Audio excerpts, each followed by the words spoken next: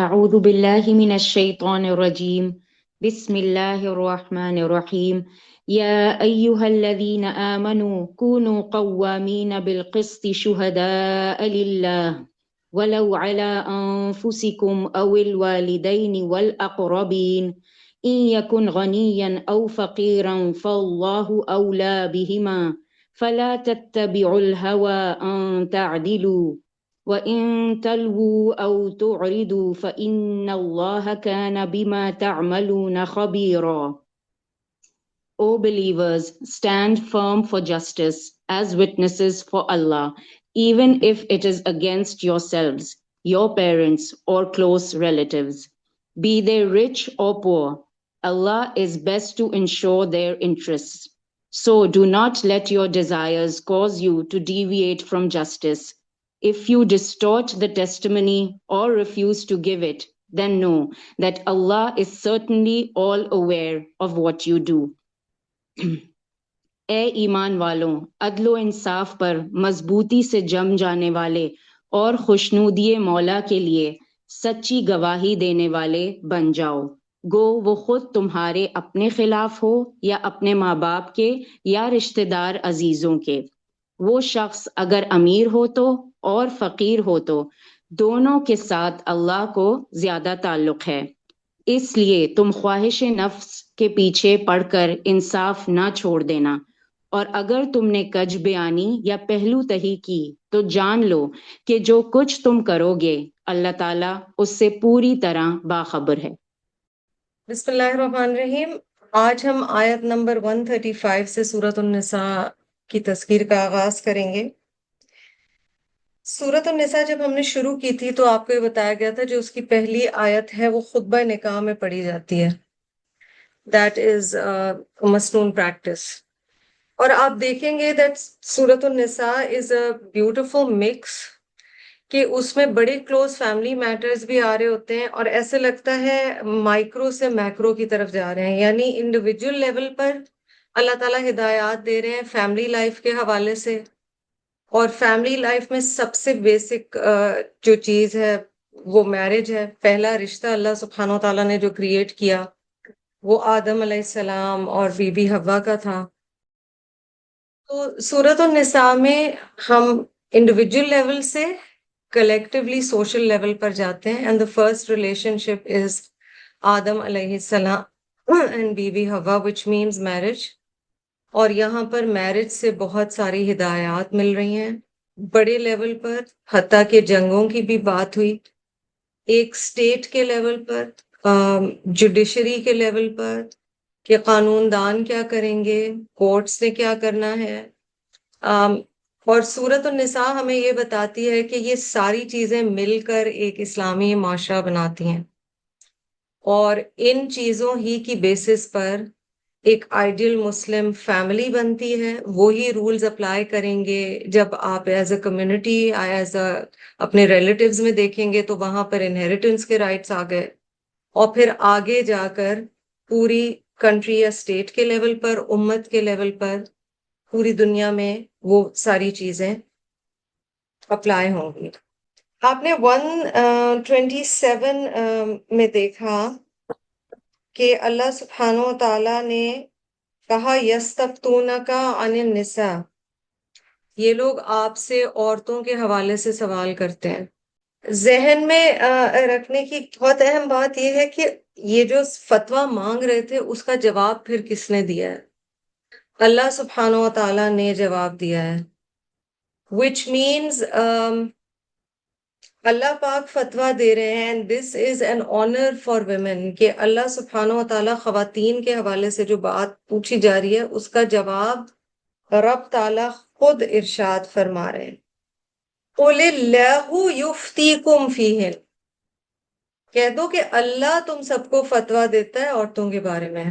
اور پھر قرآن میں چیزیں آ گئیں سورۃ النساء میں خاص کر عورتوں کے حوالے سے، اس میں سمجھ لیں ہم کہ جو بھی چیزیں ہیں وہ اللہ سبحانہ و تعالیٰ نے بتائی ہیں۔ تو 127 میں یہ جو کہا گیا نا قُلِ اللَّهُ يُفْتِيكُمْ فِيهِنَّ، پھر ہماری گنجائش نہیں بن جاتی کہ ہم اعتراض کریں ایز بلیونگ ویمن جو بھی چیزیں قرآن میں خواتین کے حوالے سے بتائی گئی ہیں، اور یہ ہمیں ذہن میں رکھنا پڑے گا تاکہ کل کو ہم کوئی ڈاؤٹس نہ اپنے ذہن میں لائیں.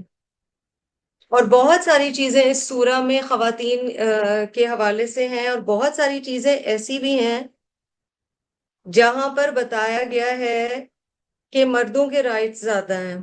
And we would have to accept some rights have been given to males، جیسے inheritance میں بھائی کا شیئر ڈبل بتا دیا گیا، جیسے مرد کے لیے up to 4 کنڈیشنلی الاؤ کر دیا گیا کہ وہ شادی ایک سے زائد کر سکتا ہے. یہ چیزیں ایکسپٹ کرنا، اس کے لیے فیتھ بڑا ضروری ہے. اور اس حصے پہ 126 اور 127 کے مین پوائنٹس اپنے ذہن میں ہمیں رکھنے ہیں. اور ان اے نٹشل اگر آپ دیکھیں ان کو کہ سم ٹائمز ڈسپائٹ پرابلمس اور disagreements in a marriage we have to weigh pros and cons. ہمیں یہ دیکھنا پڑے گا کہ کیا اس شادی میں فائدہ ہے یا نقصان ہے. اور یہ بہت میل اینڈ فیمیل کے لیے ہے. یہاں پرٹیکولرلی عورتوں کے حوالے سے بات ہو رہی تھی. کبھی زندگی میں ہمیں خیال ہے تو ہمیں ضرور دیکھنا چاہیے، اور یہ ایک انٹرسٹنگ ایکسرسائز ہو سکتی ہے ہم سب کے لیے as women, that we jot down that okay یہ بینیفٹس ہیں to stay in a marriage, اور یہ چیزیں ہیں جو بادر کرتی ہیں. اچھا یہاں میں احسان کا رویہ رکھے ہوئے ہوں اور میں آؤٹ آف دا وے جا رہی ہوں، اور اس جگہ پر that person is going out of his way to make himself available in a way that the marriage survives and goes on. اور یہ ان سچویشنز کے لیے ہے جہاں میرج میں لگ رہا ہے کہ ورک آؤٹ نہیں ہو رہا، تو اس صورت میں بتایا گیا ہے کہ کمپرومائز کرو. نن دا لیس آپ نے آگے دیکھا ڈیورس کی بھی اجازت دی گئی ہے کہ اگر matters are not working out، تو اسلام happens to be one of those religions جس میں ڈیورس کو ایکچولی الاؤ کیا گیا ہے. آپ کو پتا ہے کہ certain religions وہاں پر پرمیشن ہی نہیں تھی.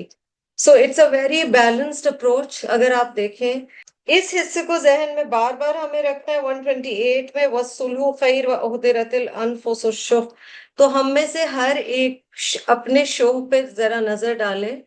اور شوہ میں یا سیلف سینٹرڈ ایک ویو جو ہوتا ہے زندگی کا، یا ہم اپنے زاویے سے چیز کو دیکھ رہے ہوتے ہیں، اس میں یہ ہوتا ہے کہ ہم صرف یہ دیکھ رہے ہوتے ہیں کہ میرے حقوق کیا ہیں، ہم یہ نہیں دیکھ رہے ہوتے کہ فرائض کیا ہیں. اور بالکل کئی دفعہ ایسے ہوتا ہے کہ اگلا اپنے حقوق آپ کے حقوق نہیں ادا کر رہا ہوتا. اس صورت میں بھی وے کرنا پروز اینڈ کونس کو، اور دیکھنا کہ کیا میرے لیے فائدہ مند ہے اس شادی میں رہنا.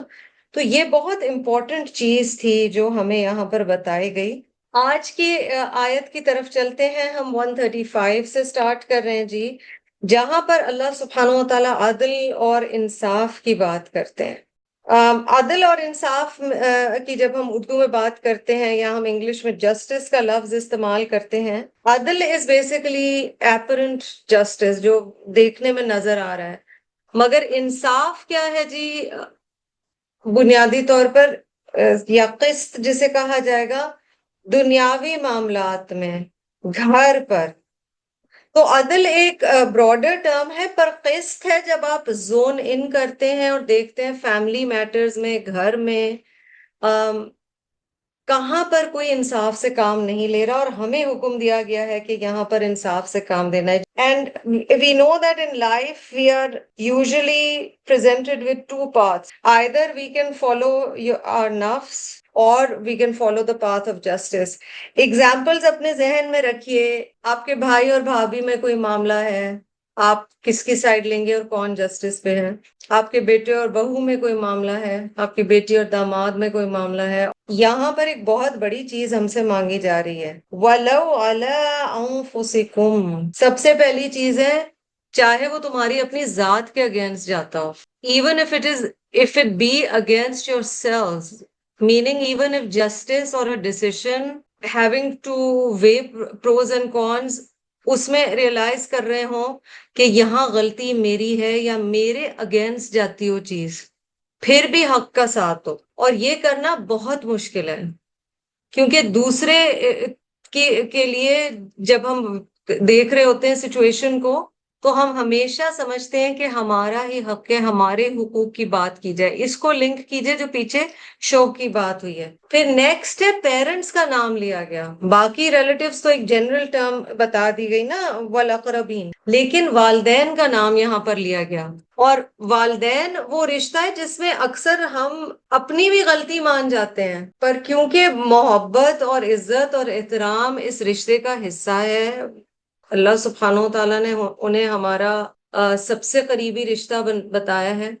اس میں کئی دفعہ یہ ہوتا ہے کہ ہم حق سے کام نہیں لے رہے ہوتے، یا ہم عدل سے کام یا قسط سے کام نہیں لے رہے ہوتے. So sometimes we are not taking side of the person against whom it goes, and actually that person is in the right, not your parents. ہم نے محبت کا معیار یہ بنایا ہوا ہے کئی دفعہ، چاہے وہ اپنی ذات کے لیے ہو، چاہے والدین کے لیے ہو، چاہے اپنے قریبی رشتوں کے لیے ہو، کہ ہمارے جو پیارے ہیں وہ تو غلط ہو نہیں سکتے، اور والدین کیسے غلط ہو سکتے. لیکن ذہن میں رکھنے کی بات ہے، والدین غلط ہو سکتے ہیں، اور والدین بہت دفعہ غلط ہوتے ہیں، اس سے ان کی عزت، احترام اور محبت میں کمی نہیں آتی. بٹ اس آیت کو ذہن میں رکھیے گا، whenever we think of a situation in our home, in our workplace, in a city, in a country, in a community, in the ummah, who is actually in the right, اور وہاں پر slate پہ سے مٹا دینا کہ رشتہ کیا ہے، اور صرف یہ دیکھنا کہ صحیح کون ہے اور غلط کون ہے. یہ آیت یہاں پر یہ بتا رہی ہے، اے ایمان والو، انصاف پر خوب قائم ہو جاؤ، اللہ کے لیے گواہی دیتے ہوئے، چاہے اس میں تمہارا اپنا نقصان ہو، یا ماں باپ کا، یا رشتہ داروں کا.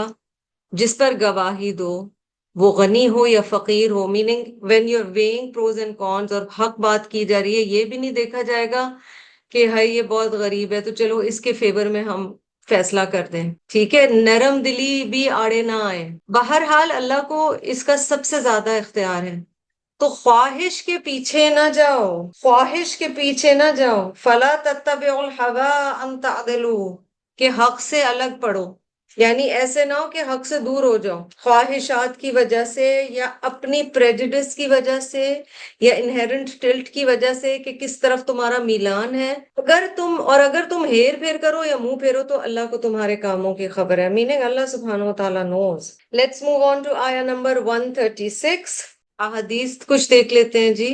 Aisha reported the Quraysh had been anxious about a woman who had committed theft, and they said, who will speak to the Messenger of Allah sallallahu alaihi wasallam about her? Some said, who would dare to but Osama, the one beloved by the Messenger of Allah sallallahu alaihi wasallam. Thus Osama spoke to him, and the Messenger of Allah, peace and blessings be upon him, said, do you intercede regarding a punishment prescribed by Allah? اب situation یہ تھی کہ قریش میں ایک عورت نے چوری کی، اور اس کی ظاہر فیملی نے کہا کہ نبی صلی اللہ علیہ وسلم سے سفارش کی جائے. کون بات کرے گا حضور صلی اللہ علیہ وسلم سے؟ تو سب نے کہا، کچھ نے کہا کہ اسامہ بن زید، جو آپ صلی اللہ علیہ وسلم کو لائک اے گرینڈ چائلڈ عزیز تھے، زید بن حارثہ کے بیٹے، ان سے کہو کہ بات کریں. حضرت اسامہ جا کر بات کرتے ہیں آپ صلی اللہ علیہ وسلم سے.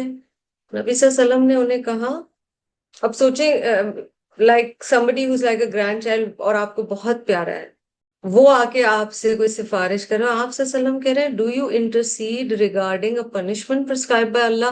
اللہ کی حدود کے بارے میں تم آ کر سفارش کر رہے ہو. The Prophet صلی اللہ علیہ وسلم then stood up and addressed the people saying, O people, those who came before you were destroyed because if a person of high status committed theft among them, they would spare him. But if a person of lower status committed theft, they would apply the punishment upon him. By Allah, if Fatima, the daughter of Muhammad sallallahu alaihi wasallam, were to steal, I would have cut off her hand. یہ صحیح مسلم کی حدیث ہے. آپ صلی اللہ علیہ وسلم نے لوگوں سے خطاب کیا کہ اے لوگوں، تم سے پہلے جو لوگ آئے وہ اسی لیے ہلاک ہوئے کہ جب ایک اعلیٰ اونچے درجے کا، یعنی سوشلی اونچے درجے کا شخص چوری کرتا تھا تو اسے معاف کر دیتے تھے، لیکن اگر ایک نچلے درجے کا شخص چوری کرتا تھا تو اس کو سزا دیتے تھے. اللہ کی قسم اگر فاطمہ بنت محمد بھی چوری کرے تو میں اس کا بھی ہاتھ کاٹ دوں. اپنے ملک کو ہم دیکھیں، دنیا میں دیکھیں، بٹ زیادہ امپورٹنٹلی اپنی جو ایوری ڈے سچویشنز ہیں اس میں دیکھیں. سورۃ النساء کی آیت ہم سے کیا کہہ رہی ہے، یہ حدیث ہم سے کیا کہہ رہی ہے. آیت نمبر 136 پر چلتے ہیں جی، جس میں اللہ سبحانہ و تعالیٰ کہہ رہے ہیں یا ایھا الذین آمنوا آمنو. ایک زیر اور زبر سے فرق کتنا آ گیا. او بلیورز بلیو، اے لوگو جو ایمان لائے ہو ایمان لے ہو. اللہ باللہ ورسولہ والکتاب الذی نزل علی رسولہ والکتاب الذی انزل من قبل ومن یکفر باللہ وملائکتہ وکتبہ ورسلہ والیوم الآخر فقد ضل ضلالا بعیدا. O believers, believe in Allah, His Rasul, the book which He has revealed to His Rasul, and every book which He previously revealed. He who denies Allah, His angels, His books, His Rasuls, and the last day has gone far astray. ہمارے ایمان کی تجدید ہو رہی ہے. اس آیت سے ایک بہت اہم بات کیا پتہ چل رہی ہے. کئی دفعہ ہیں تو ہم الذین آمنو کی کیٹیگری میں، ہم ہیں تو ایمان والے، مگر ہمیں بھی اپنے ایمان کی ریویژن کی ضرورت ہوتی ہے. ہمیں دوبارہ ایمان کے راستے پر جانے کی ضرورت ہوتی ہے. آپ نے سنا ہوگا ویسٹرن کنٹریز میں کئی دفعہ جب شادی کو بہت عرصہ ہو جاتا ہے تو لوگ اپنے واؤز کو، ہسبینڈ اینڈ وائف، دوبارہ رینیو کرتے ہیں. کانٹریکٹس بھی ایوری ڈے لائف میں ایسے ہوتے ہیں جس میں کئی دفعہ کانٹریکٹ کا رینیول چاہیے ہوتا ہے. اگر ایک ٹیننسی اگریمنٹ ہے، کسی کو آپ نے کرائے پہ گھر دیا ہوا ہے، ہر 1 سال کے بعد اس کو ریوزٹ کرنا ہوتا ہے. بحیثیت پیدائشی مسلمان جو ہم زیادہ تر ہیں، ہمیں لگتا ہے بس ہماری ڈیل ہو گئی اینڈ دیٹس اٹ، ہمیں ایمان کو ریوائز کرنے کی ضرورت نہیں ہے. اے ایمان والو ایمان لے آؤ. یا ایھا الذین آمنو آمنو حکم دیا جا رہا ہے. اور ایمان کو پھر ہم کس طرح سے ڈسکرائب کریں گے؟ ایمان ایکچولی پھر کیا ہوگا؟ جو اگر آلریڈی ایک شخص کا ایمان ہے، یعنی وہ لا الہ الا اللہ محمد رسول اللہ صلی اللہ علیہ وسلم یہ تو وہ پڑھ چکا ہے، تو پھر اس کا کیا ایمان ہے؟ اسے کیا کہا جا رہا ہے؟ ایمان کی تعریف بہت خوبصورت کی گئی ہے ابو داؤد کی اس حدیث میں، جو کہ حضرت ابو امامہ رضی اللہ عنہ سے مروی ہے. The messenger of Allah, peace and blessings be upon him, said, whoever loves for the sake of Allah, hates for the sake of Allah, gives for the sake of Allah, and withholds for the sake of Allah has perfected the faith. جس کسی نے اللہ کی خاطر محبت کی، اللہ کی خاطر بغض رکھا، اللہ کی خاطر دیا اور اللہ کی خاطر روک رکھا، اس کا ایمان مکمل ہو گیا، اس کا ایمان کامل ہے. یہاں پر ایمان کو مکمل کرنے ہی کی بات کی جا رہی ہے نا، یا ایھا الذین آمنو آمنو. اور اللہ کی خاطر محبت کرنا اور اللہ کی خاطر کسی سے ناراض بھی ہونا. ہم اپنی خاطر لوگوں سے ناراض ہوتے ہیں. لوگ ہمیشہ کہتے ہیں نبی صلی اللہ علیہ وسلم کے لیے، اور جو کہ حقیقت ہے کہ آپ صلی اللہ علیہ وسلم رحمت للعالمین تھے، نرم مزاج تھے، معاف فرمانے والے تھے. پر آپ نے جو پچھلی حدیث عدل کے حوالے سے اور قسط کے حوالے سے تھی، اس میں کیا دیکھا؟ جہاں دین کی بات آتی تھی وہاں نبی صلی اللہ علیہ وسلم could be very firm. ہم دین کے معاملات میں نرمی کر جاتے ہیں، کبھی لبرلائزیشن کے نام پر، کبھی فریڈم کے نام پر، کبھی اپنے پیاروں سے محبت کے نام پر. تو اے ایمان والو ایمان لے آؤ. دوبارہ خود کو یاد دلانے کی ضرورت ہے جی. 137 ان الذین آمنوا ثم کفروا ثم آمنوا ثم کفروا ثم ازدادوا کفرا لم یکن اللہ لیغفر لهم ولا لیہدیہم سبیلا. بڑی زبردست آیت ہے. اور ایک یو آپ نے دیکھا ہے جو ایک طرف جاتا ہے دوسری طرف جاتا ہے.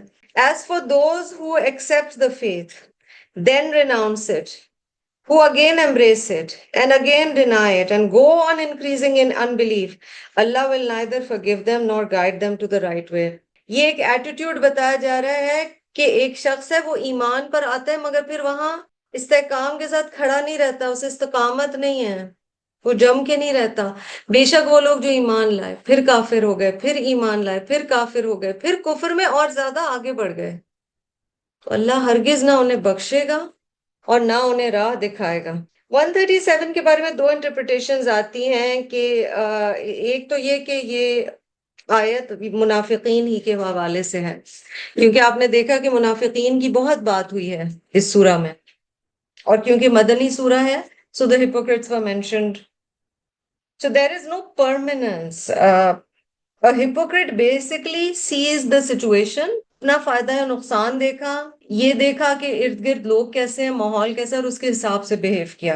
اللہ ہمیں اس سے محفوظ رکھے۔ جو ایک ایٹیٹیوڈ ہے نا، چلو تم ادھر کو ہوا ہو جدھر کی، do in room as the Romans do, تو کہیں گئے تو ایک طرح سے ڈریسنگ اپ ہو گئی یا بات چیت ہو گئی، کہیں گئے تو دوسری طرح سے بات چیت ہو گئی۔ اور دوسرا اس کے معنی یہ لیے گئے ہیں جی کہ this ayat perhaps is talking about the Jews, because in the Medinite era Muslims had to come, they had to face Jews as well، یہود کے بارے میں۔ تو موسیٰ علیہ السلام پر ایمان لائے، پھر کفر کیا بنی اسرائیل نے، پھر عزیر علیہ السلام پر ایمان لائے، پھر کفر کیا، پھر عیسیٰ علیہ السلام کا کفر کیا، رسول اللہ صلی اللہ علیہ وسلم کا کفر کیا۔ تو یہ بھی ایک انٹرپریٹیشن بتائی جاتی ہے۔ مجھے اور آپ کو اس سے کیا سیکھنا ہے؟ ایک دفعہ جب ایمان کی کیفیت میں انسان آ جاتا ہے، پھر ہم اسی پہ رہیں اور کوشش کریں کہ اپنے ایمان کو دوبارہ رینیو کرتے رہیں۔ پیچھے جو آیت گزری ہے نا، یا ایھا الذین آمنوا آمنو، تو ہمیں بھی اپنے ایمان کو دوبارہ ریوائز کرتے رہنا ہوگا۔ آیت نمبر 138، اور اس آیت کے الفاظ سے لگتا ہے کہ جو پہلی انٹرپریٹیشن ہے وہ شاید زیادہ ایپٹ ہے، کیونکہ کہا جا رہا ہے بشر المنافقین، خوشخبری دے دو منافقین کو، بِأَنَّ لَهُمْ عَذَابًا أَلِيمًا، کہ ان کے لیے ہے دردناک عذاب۔ Announce the painful punishment to those hypocrites۔ بشر کہا گیا ہے جی، خوشخبری دے دو، اور یہ قرآن کا انداز ہے۔ ظاہر ہے عذاب خوشخبری کا موقع تو نہیں ہے، لیکن یہ ایک طرح سے اللہ سبحانہ و تعالیٰ انہیں سنا رہے ہیں کہ یہ تمہارے ساتھ ہو سکتا ہے۔ اللہ پاک ہمیں نفاق سے دور رکھے۔ منافقت کا روٹ نون فے قاف ہے، جو لوگ الحمدللہ سورۃ البقرہ سے بھی گزر چکے ہیں۔ So nafaq in Arabic is a tunnel. In a tunnel, you enter from one place and the other side is also open. So whenever you want, you can go out the other end. انسان جب چاہے اس tunnel میں داخل ہو جائے اور جب چاہے اس سے نکل جائے۔ منافق کا ایٹیٹیوڈ یہی ہوتا ہے، جب چاہے وہ دین پر عمل کرنا شروع کر دے، ماحول کے اعتبار سے، موسم کے اعتبار سے، موڈ کے اعتبار سے، اور جب چاہے نہ کرے۔ نماز پڑھی، بہت پڑھی کچھ عرصہ، اور اس کے بعد چھوڑ دی۔ ایک basic example. So these are things that we have to keep in mind کہ اللہ تعالیٰ کیا کہہ رہے ہیں۔ منافقین کو خوشخبری دے دو کہ ان کے لیے دردناک عذاب ہے۔ اب اللہ سبحانہ و تعالیٰ ایک ٹیسٹ آف فیتھ کی بات کریں گے 139 میں۔ الذین یتخذون الکافرین اولیاء من دون المؤمنین ایبتغون عندهم العزة فإن العزة للہ جمیعا۔ کچھ کوالٹی بتائی جا رہی ہے منافقین کی۔ Those who choose the disbelievers as friends, as allies, as protectors rather than believers, are they seeking honor in being with them, whereas all honor belongs to Allah alone؟ عزت تو ساری کی ساری اللہ کے پاس ہے۔ یہ کافرین کو کئی دفعہ دوست بناتے ہیں تاکہ یہ عزت پا سکیں۔ اب عزت لفظ عربی میں جیسے اردو میں استعمال ہوتا ہے نا، اس سے بہت زیادہ براڈر ٹرمز میں استعمال ہوتا ہے۔ آیا 139 of النساء is really telling us to check ourselves۔ منافقت کی ایک بہت بڑی وجہ یہ ہوتی ہے کیونکہ ہمیں وجوہات دیکھنی ہوتی ہے نا، کوئی بھی بیماری ہوتی ہے اس کا روٹ کاز دیکھتے ہیں تو اس کی ٹریٹمنٹ ہو سکتی ہے۔ یہی معاملہ روحانی بیماریوں کے ساتھ ہے۔ جب قلب سلیم نہیں ہوتا ہے تو اندر کی بیماریاں ہوتی ہیں، اور اندر کی بیماریاں جو ہوتی ہیں ان کا بھی ریزن ہمیں دیکھنا پڑتا ہے۔ منافقت کی ایک وجہ یہ ہوتی ہے کہ ایک جو ہم نے پچھلی دفعہ بھی بات کی، اس دفعہ زیادہ انشاءاللہ ڈیپتھ میں کریں گے، ایک انہیرنٹ ڈیزائر ہوتا ہے کہ لوگوں سے ایکسیپٹنس ملے، لوگوں کی پسندیدگی حاصل ہو، I should not stand out or not be part of a certain clan or crowd or a community. I should be with them. मैं इनमें से ही नजर आऊं, मैं इनसे अलग ना नजर आऊं. आयरनी ये है, इंसान सबसे अलग नजर भी आना चाहता है, नजर आना चाहता है दूसरों से बेहतर, दूसरों से बरतर. उसे पसंद नहीं आता अगर एक गैदरिंग में किसी और ने भी वही कपड़े पहने हुए हैं जो उसने पहने हुए हैं, मगर वैसे वो चाहता है कि दूसरों से ऊपर हो. यहाँ रब ताला कह रहे हैं कि मोमिनीन को छोड़कर काफिरों को दोस्त बनाते हैं. अब इस पे हम अगर स्टेट लेवल पर देखें तो भी है, उम्मत में कई मिसालें आज हमें नजर आ रही हैं. And that is why the Ummah is in the state that it is in. We also have to zone in inwards, look inside, अंदर की तरफ देखें, खुद को देखें कि हम कई दफा उन लोगों को एज फ्रेंड्स क्यों प्रेफर करते हैं जो कि एक्चुअली दीन पर नहीं है. इसलिए कि शायद वो हमें हमारी गलतियां नहीं याद दिलाते, और उन लोगों के साथ वक्त गुजारना मुश्किल होता है जिनके साथ हम अनकंफर्टेबल फील करते हैं, क्योंकि उनके साथ उठने बैठने में हमें हमारी गलतियों का एहसास ज्यादा होता है. रब ताला फरमा रहे हैं क्या ये इनके पास इज्जत ढूंढ रहे हैं? हो सकता है दुनियावी तौर पर वो एक हायर लेवल पर हो, सो may be they are looking for some respect, worldly honour, worldly status.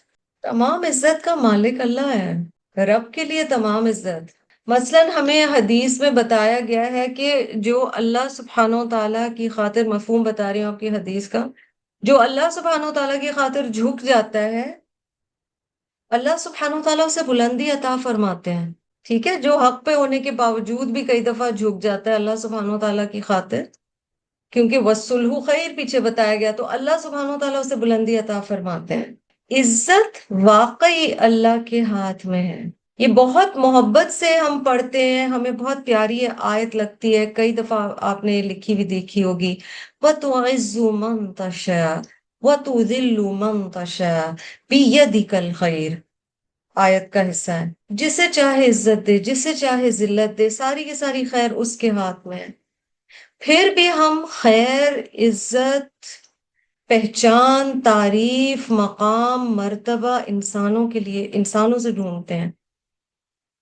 तो यहाँ बताया जा रहा है कि ये मुनाफिक का एटीट्यूड है, दोस्त देख कर चुनो.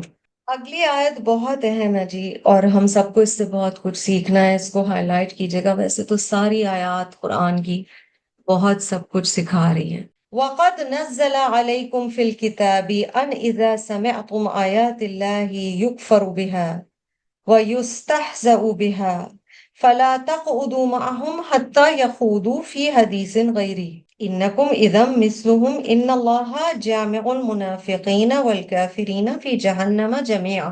यहाँ पर क्या कहा जा रहा है आयत नंबर 140 में? Allah has already revealed for you in the book that when you hear Allah's revelations being denied or ridiculed by people, you must not sit with them unless they change the topic of their talk.